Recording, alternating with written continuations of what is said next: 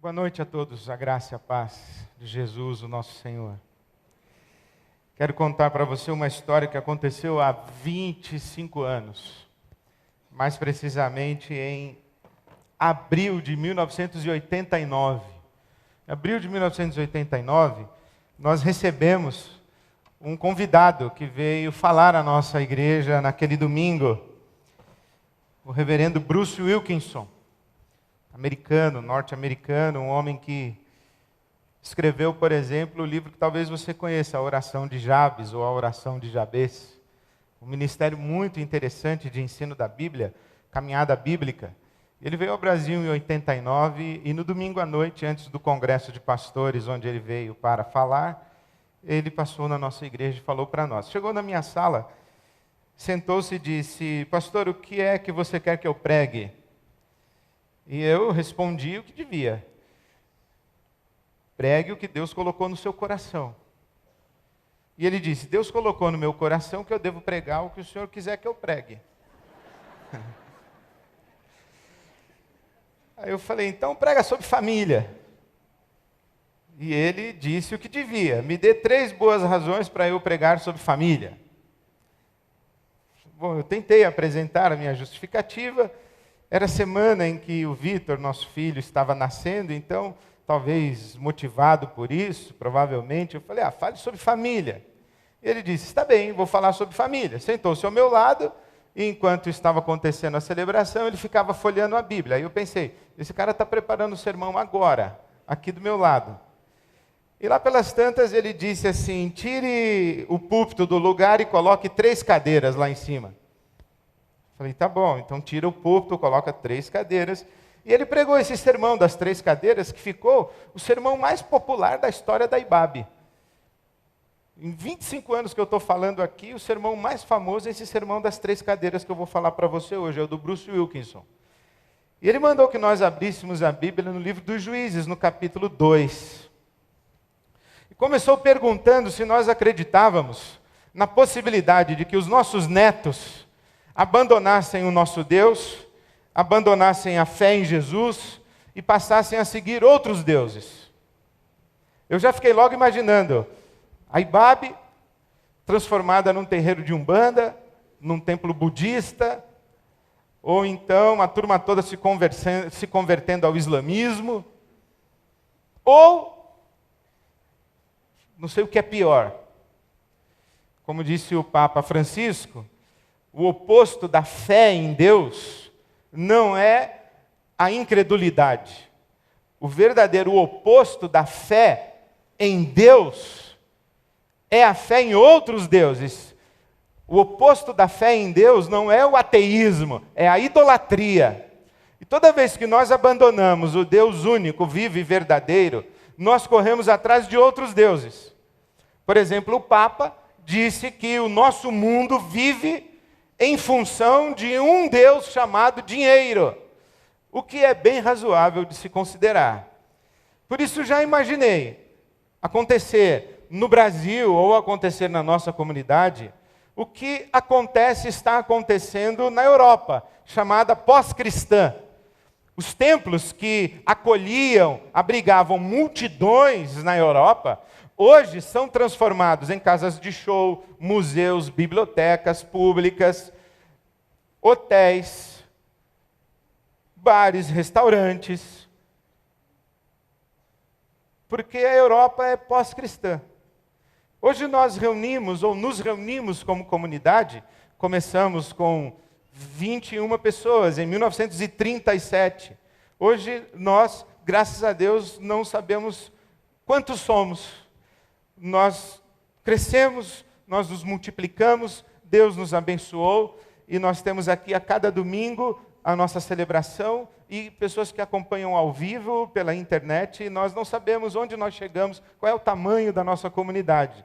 Mas eu fico a pensar nessa possibilidade. Será que daqui a 10, 15, 20 anos, 30 anos, esse lugar estará vazio, essa propriedade terá sido entregue para o seu proprietário, e a IBAB se reduziu a 10 pessoas, 8 pessoas. Sexta-feira eu estava no Rio de Janeiro e ouvi histórias de igrejas que fecharam, simplesmente fecharam, elas acabaram.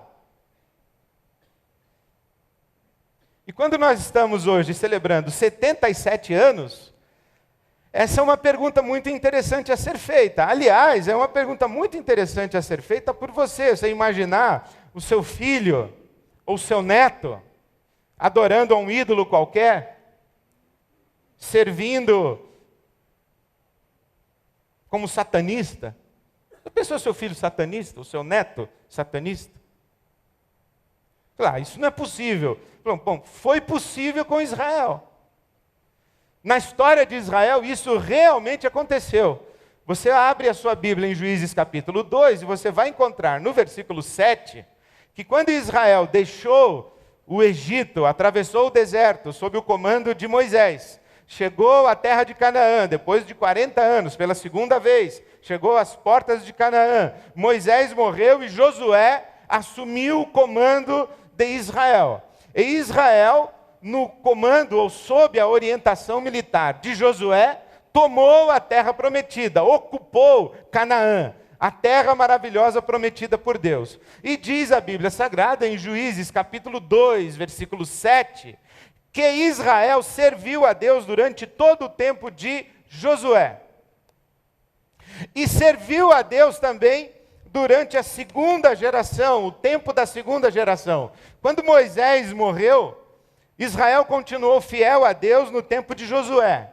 Mas quando Josué morreu, Israel continuou fiel a Deus no tempo dos seus descendentes. Mas quando a segunda geração morreu, o versículo 10 de Juízes capítulo 2 diz que Israel esqueceu-se do Deus de Abraão, de Isaac, de Jacó, o Deus de Moisés, e serviu a outros deuses, serviu aos Baalins, correu atrás dos ídolos.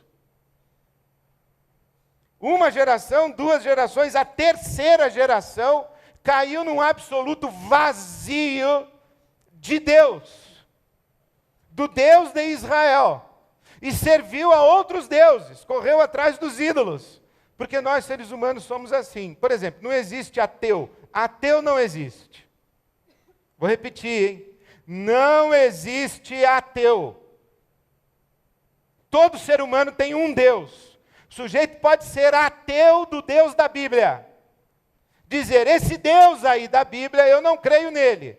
Esse Deus aí que vocês chamam de Jesus, eu não creio nele. O Pai, o Filho, o Espírito Santo, eu não creio nele.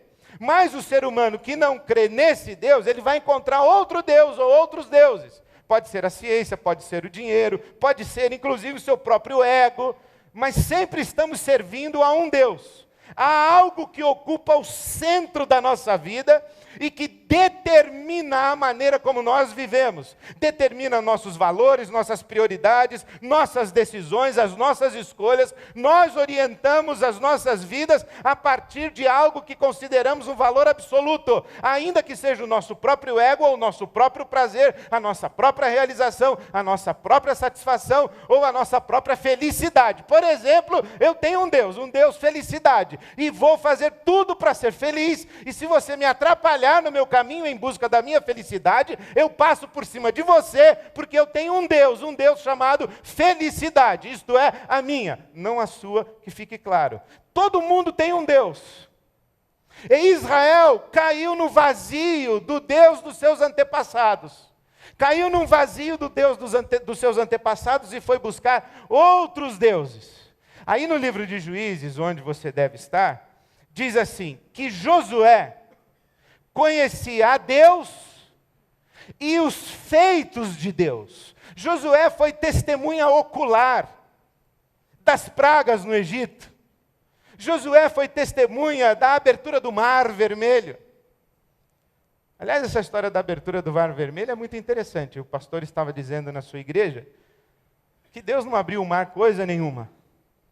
Que era um período de estiagem, maré baixa, e Israel atravessou o mar com a água pelo tornozelo, e que atravessou a pés enxutos, é uma força de expressão, uma hipérbole, é um exagero, figura de linguagem. E aquela senhorinha que sempre acreditou que Deus abriu o mar, foi para casa triste. Mas no domingo seguinte ela voltou feliz, falou: pastor, o senhor não acredita, Deus é mais poderoso do que eu pensava. Eu pensava que ele era poderoso para abrir o mar, agora eu descobri que ele foi poderoso o suficiente para afogar o exército inteiro do Egito com a água no tornozelo. Eu achei fantástico isso daí. Josué foi testemunha ocular da abertura do Mar Vermelho, foi testemunha ocular do tempo em que Israel esteve no deserto durante 40 anos, viu o maná, viu a nuvem de fogo, viu a coluna, viu a sombra de Deus, viu a presença de Deus no tabernáculo, no templo móvel, que Deus mandou Moisés construir. O tabernáculo era um templo móvel, à medida que o povo andava, desmontava o tabernáculo e levava consigo. Parava, montava o tabernáculo.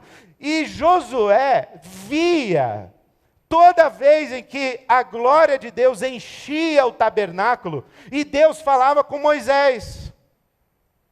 Então Josué, um dia disse assim: eu não quero mais ficar observando a glória de Deus falando com Moisés, eu quero que Deus fale comigo. E diz a Bíblia Sagrada que quando Moisés se recolhia na presença de Deus, na tenda, no tabernáculo, Josué ficava à porta. E quando Moisés ia embora, ele ficava lá esperando que Deus falasse com ele também. Por isso, a Bíblia diz que Josué conhecia a Deus e os feitos de Deus. Mas essa segunda geração, a geração que não foi testemunha ocular dos feitos de Deus, ela viveu das histórias dos seus pais. Das histórias dos seus pais. Essa geração aqui orava, porque conhecia a Deus. Essa geração não conhecia Deus, não orava. O que fazia? Pedia para o papai orar. Pedia para a mamãe orar. Esta geração conhecia os mandamentos e as ordenanças de Deus. Esta geração conhecia as histórias maravilhosas de Deus e continuou servindo a Deus. Esse é o nosso Deus. Ele fez pelos nossos pais, vai fazer por nós. Mas ela não conhecia a Deus. Ela viveu de energia espiritual residual. Não teve uma experiência de primeira mão com Deus. E, portanto, não teve o que dar a outra geração. Esta geração pedia oração aos seus pais. Essa geração sabia que vovô era um homem de Deus, que vovó era uma mulher de Deus. Papai não sei, mas vovô era homem de Deus. Só que o vovô morreu, a vovó morreu. Quem vai orar por nós? Esse aqui não sabe orar, esse aqui não tem experiência com Deus, esse aqui não anda com Deus. Ele ouve histórias a respeito de Deus, mas ele não conhece a Deus. Esta terceira geração cai num vazio de Deus e vai seguir aos Baalins. Quer exemplos? Abraão sentou em qual cadeira? Essa aqui nós vamos chamar a cadeira do compromisso. Essa aqui, por falta de melhor expressão, poderia adjetivar esse pessoal aqui. Aliás, lá no Nordeste o pessoal fala, né, que o homem que anda com Deus é um pai d'égua. O sujeito que não sabe se anda com Deus ou se não anda é uma égua. E o filho dele é um filho de uma égua. Mas vamos ter que dar um jeito de botar nome aqui nessas cadeiras. Essa aqui é do compromisso. Essa aqui nós vamos chamar de café com leite. Lembra quando você era pequeno que tinha os café com leite na brincadeira, o bobo alegre? Que não, como diz minha mãe, não inflói nem contribui. Fica lá correndo, não sabe o que está acontecendo. Está ali, mas não está no jogo. Está presente, mas não está no jogo. E essa geração aqui nós vamos chamar da crise. Crise. Perguntas sem respostas, angústia, sofrimento,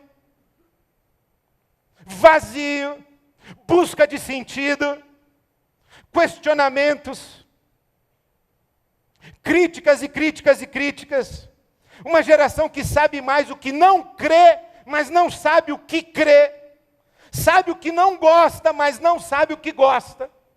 Rejeita o que recebeu dos seus pais, mas não colocou nada decente no lugar. Está em crise, está fazendo perguntas, está em busca de alguma coisa. Então essa aqui é a cadeira do compromisso, essa aqui é café com leite, essa aqui é crise. Abraão sentou em qual cadeira? Compromisso. O pai da fé, homem de Deus. Esse pessoal aqui da cadeira do compromisso pensa, primeiro Deus, depois eu. Esse pessoal aqui do café com leite pensa, primeiro eu, depois Deus. E esse pessoal aqui da crise pensa, primeiro eu, depois eu, depois eu, depois eu, depois eu. Eu. Abraão sentou lá. Primeiro Deus, depois eu. Deus disse a Abraão, eu quero seu filho. Ele falou, toma o meu filho. Primeiro o Senhor, depois eu. Dar o meu filho para o Senhor era a última coisa que eu gostaria de fazer. Mas eu não vivo pensando em o que eu gostaria de fazer, eu vivo pensando no que o Senhor quer que eu faça. Não a minha vontade, mas a tua vontade. Todavia seja feita a tua vontade. Primeiro Deus, depois eu. Abraão, o filho dele chamava-se Isaque. Sentou aonde? O que você sabe sobre esse Isaque? O que você sabe sobre esse Isaque? Os historiadores, os estudiosos do Velho Testamento, da história de Israel, eles dizem o seguinte, Isaque era filho de um grande pai e pai de um grande filho, mas ele mesmo não influiu nem contribuiu, ele foi passagem. Não tem uma história de Isaque para contar, aliás tem a história para contar do pai dele, Abraão, mas dele não tem. O filho dele, Jacó. O nome Jacó quer dizer enganador. Tecla SAP, pilantra. Jacó era um sem vergonha, era um enganador, era um 7-1 total. Se mancomunou com a mãe, aplicou no pai, roubou a primogenitura do irmão, deu um golpe, enganou um, enganou outro. Era tão legal esse tal de Jacó que o irmão dele jurou que ia matar ele. Aqui, ó. Davi, o rei Davi, sentou aonde? Davi, o homem segundo o coração de Deus. Abre parênteses. Adúltero, assassino, mentiroso, sanguinário, mas um homem segundo o coração de Deus.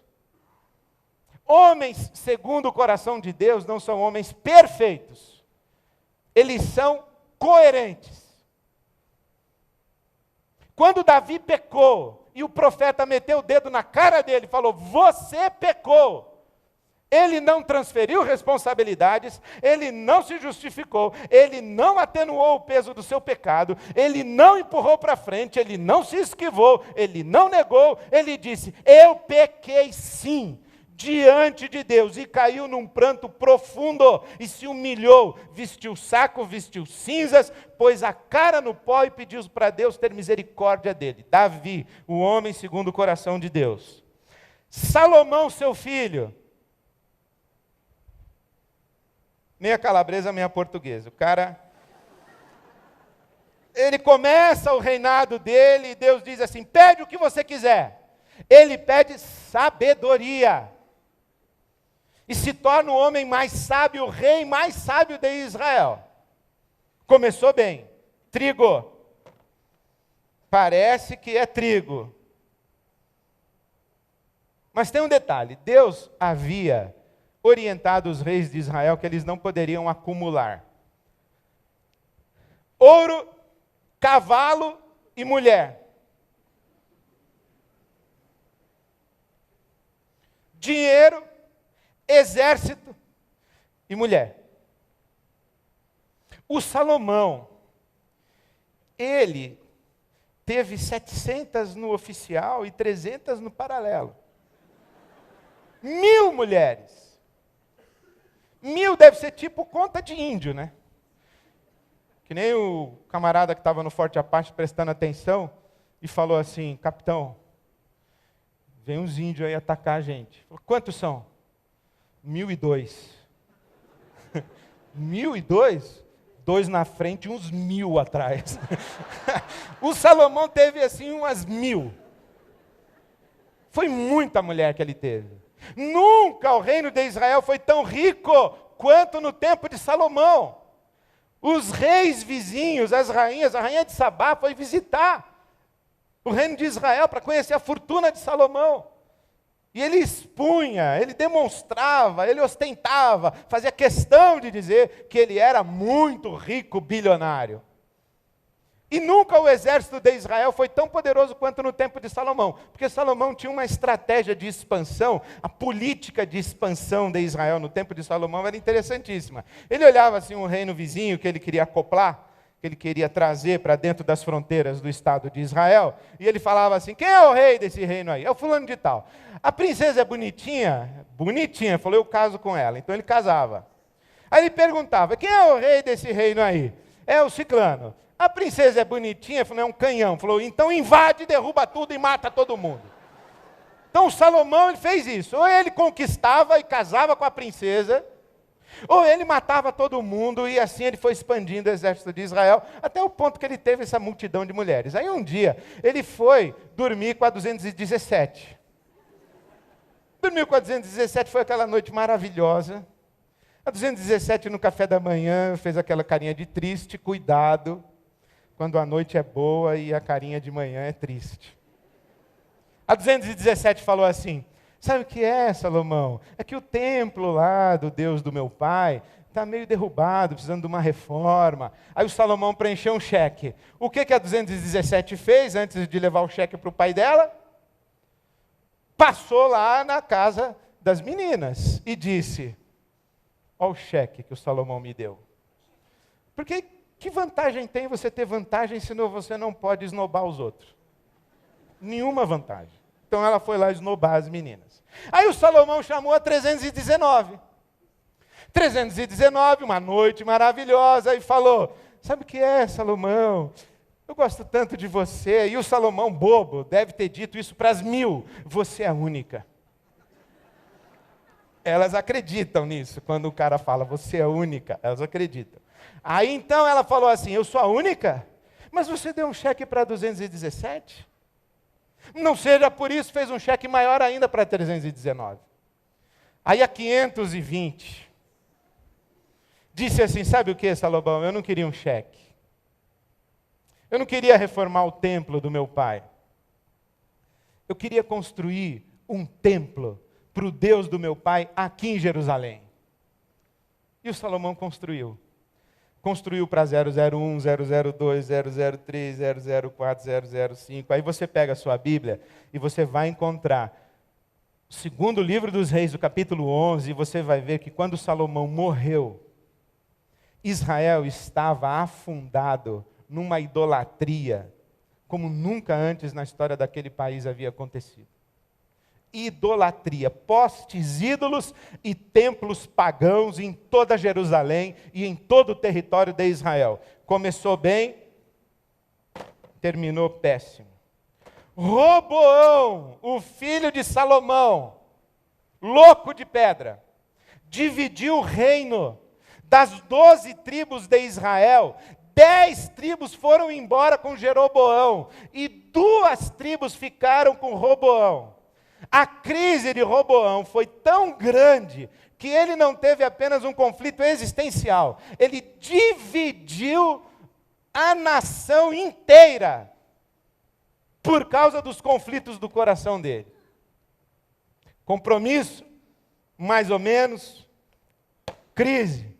Sabe como o Novo Testamento chama esse pessoal? Espiritual. Sabe como o Novo Testamento chama esse pessoal? Carnal. Sabe como chama esse pessoal? Natural. Esse aqui conhece a Deus e as obras de Deus. Esse aqui você não sabe se é de Deus, se não é de Deus. Às vezes é, às vezes não é. Na igreja é, em casa não é. No pequeno grupo é, no trabalho não é. No domingo é, na segunda não é. Você não sabe se é joio, se é trigo. Você olha e fala, é joio. Fala, não, é trigo. Não, é trigo. Não, é joio. Você não sabe. E se você não sabe, Os filhos dele, que conhecem ele de manhã, de tarde e de noite, e até quando ele está dormindo, sabem menos ainda. Essa mulher aqui, que é boa de oração, mas tem uma língua afiada, e destrói a família inteira no almoço. Os filhos não sabem que ela, afinal de contas, qual é a dela. Crise. Sabe como o Novo Testamento chama esse pessoal? Quente. Esse pessoal. Frio. Esse pessoal. Morno. E sabe o que a Bíblia diz que Deus faz com gente morna? Perdoe-me a expressão. Vomita. Vomita. Eu lembro na minha juventude, que foi ontem, eu assisti um filme extraordinário. Elizabeth Taylor e Richard Burton. Estou bem de elenco, hein? Adeus às ilusões. E o Burton faz um pastor. E ele diz assim, lá pelas tantas, que mais vale a desobediência íntegra do que a obediência hipócrita. Mais vale o sujeito que diz, eu não creio, eu não sou cristão, eu não sou crente, eu não gosto de igreja, eu detesto religião. Eu gosto demais de conversar com esse pessoal, porque a gente pensa muito parecido em muita coisa. Do que os caras que ficam pousando, as mulheres que ficam pousando de piedosas, mas são hipócritas, têm vida dupla, é gente mentirosa, gente dissimulada, gente que não sabe se vai, se não vai, se fica. Essa gente aqui faz mal. Porque vive uma ilusão, vive uma fantasia, vive um me engana que eu gosto.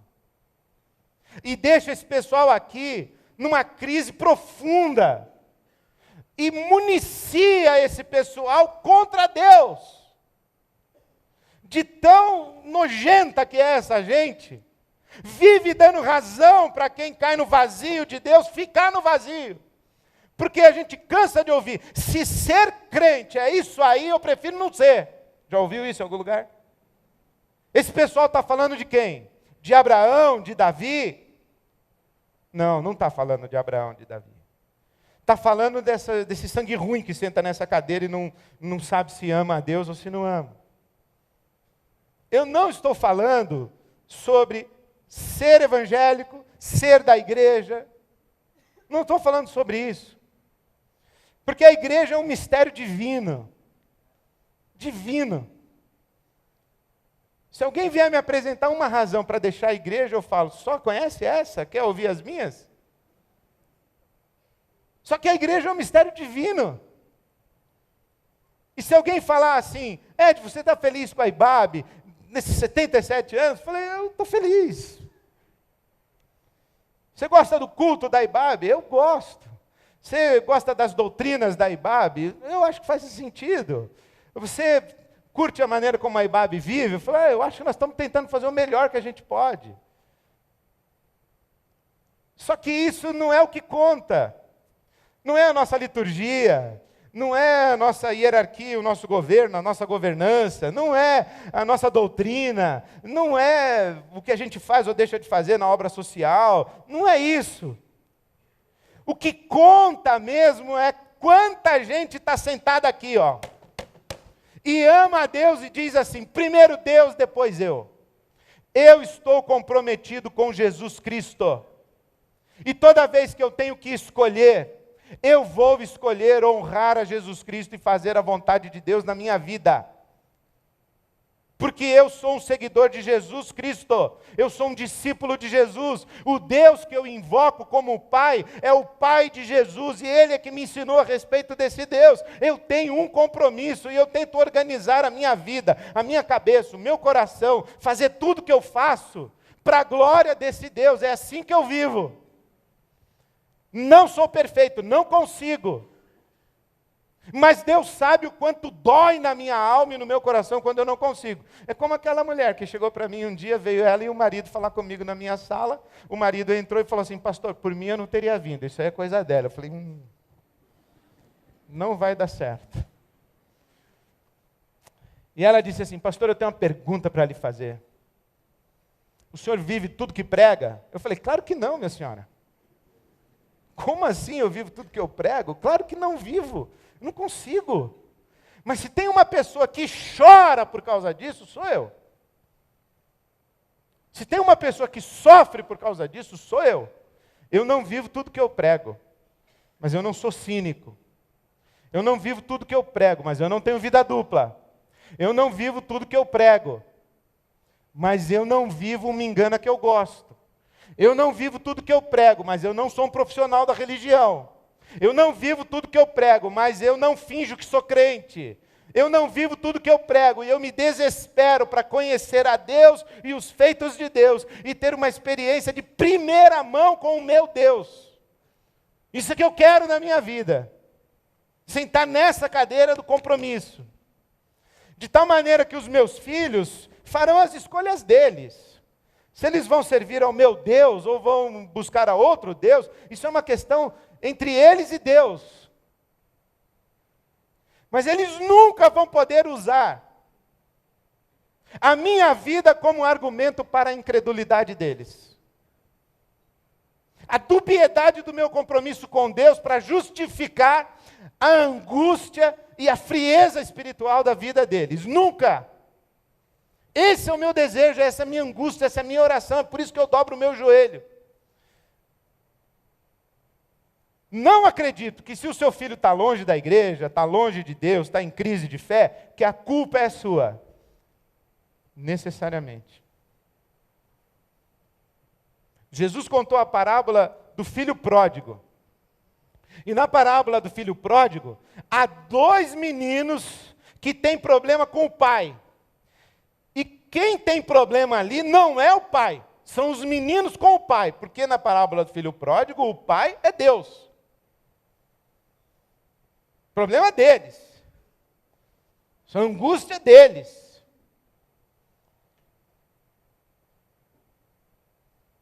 Portanto, se os seus filhos, os seus netos fizerem as escolhas deles, certifique-se, meu irmão, minha irmã, que eles não herdaram a sua acidez, a sua frieza, a sua dubiedade, a sua hipocrisia, o seu discurso, a sua crítica.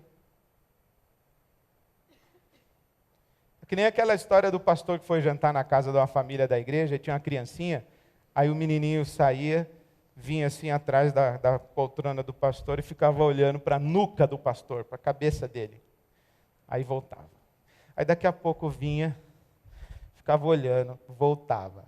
Aí teve uma hora que falaram: mas, meu filho, o que você está perguntando? O que você está procurando aí atrás? Ele falou: não, é que o senhor sempre fala para a mamãe que o pastor tem duas caras, eu queria ver a outra.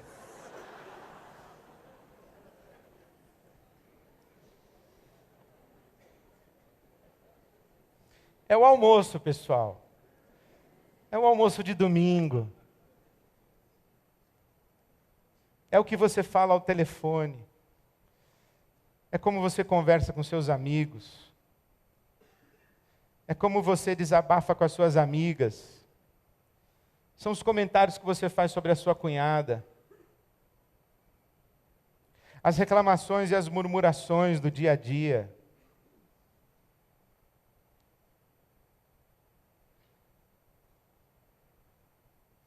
A frieza espiritual da sua casa. É isso aí que vai formatando o coração dos seus filhos e das outras gerações. O que você valoriza eles vão saber que você valoriza. O que você despreza, eles vão saber que você despreza. E não tente, pelo amor de Deus, fazê-los honrar e valorizar aquilo que você não honra e que você despreza. Você vai perder o seu tempo. É assim que funciona. Eu vi o meu amigo essa semana dizendo que nós temos uma geração que ouve com os olhos. Que os nossos filhos e os filhos dos nossos filhos enxergam em nós. É isso que forma a identidade, o coração e a profundidade deles. Por isso, se você está sentado nessa cadeira aqui, ó, da crise, faça como Jacó. Diz assim: eu sei que o meu avô tinha um Deus, e eu quero conhecer aquele Deus do meu avô. E uma das histórias mais lindas da Bíblia é a luta de Jacó com Deus, ou de Deus com Jacó, no Vale de Jaboque, em Gênesis 32. Lute com Deus. Hoje é dia de você mudar de cadeira. Se você está sentado nessa crise, ou nessa cadeira aqui da dubiedade, uma vida morna, compromisso pela metade com Deus, vida de conveniência na sua dinâmica espiritual, dia de arrependimento, senta lá, mude de lugar. E se você é a primeira geração de cristãos da sua casa e da sua família, que responsabilidade, que privilégio você tem de sentar-se nessa cadeira, para que a sua família veja a diferença que Jesus fez na sua vida. Possa testemunhar. Eu vi, seus filhos vão dizer, o meu pai sentado aqui. Eu vi. Eu vi o meu pai sentado aqui, a minha mãe sentada aqui, minha mãe sentada ali. Mas que eles digam, mas o que eu lembro mesmo, foi o dia em que meu pai e a minha mãe sentaram-se na cadeira de um compromisso sério com Deus. E eu vi a diferença que Jesus fez na vida dos meus pais. Não tenha vergonha do que você viveu lá naquelas cadeiras. Davi também viveu coisas ali. Abraão também viveu coisas ali. Moisés também viveu coisas ali. Todos os homens da Bíblia Sagrada e todos os heróis da fé viveram coisas dessas duas cadeiras. Mas quando a Bíblia foi contar a história desses homens, e nós lemos a história desses homens, o que nós lembramos é que o compromisso que eles tinham com Deus fez absoluta diferença na vida deles. E que eles se sentaram nessa cadeira e viveram dizendo, primeiro Deus, depois eu. Eu oro pelo futuro da IBAB. Oro pelos meus filhos dos meus filhos. E quero ter a alegria e a dignidade de entregar às próximas gerações uma igreja viva, um evangelho vivo, gente apaixonada por Jesus e comprometida com o reino de Deus e a sua justiça. E eu convido você a tomar posição no mundo espiritual. Dizer, a minha cadeira é a cadeira do compromisso. Primeiro Deus, depois eu. E hoje, quando celebramos a ceia em memória de Jesus, nós podemos celebrá-la em confissão, podemos celebrá-la em intercessão, e podemos celebrá-la com esperança de futuro. Onde há criança, há futuro.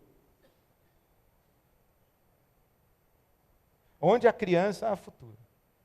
Exatamente agora nós temos mais de 300 crianças lá no IBAB Criança, ouvindo o Evangelho.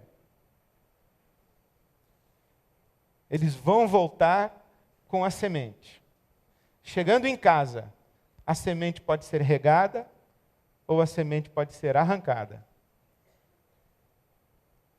Que Deus abençoe a sua casa, a sua família, seus filhos, o seu casamento, sua esposa, seu marido, o ambiente da sua mesa, que seja um ambiente sagrado, como sagrada é essa mesa que celebramos em nome de Jesus.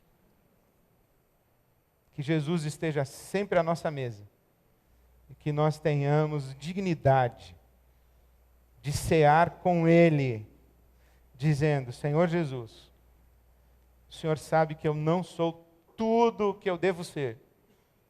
O Senhor sabe que eu não sou tudo o que eu vou ser. Mas o Senhor sabe que eu já não sou mais o que eu era, porque é nessa cadeira aqui do compromisso que eu estou. Bem-vindo à mesa do nosso Senhor Jesus. E não ouse sentar-se nessa mesa, em outra cadeira que não seja essa, a cadeira do compromisso sério com Deus. Que Deus nos abençoe, amém.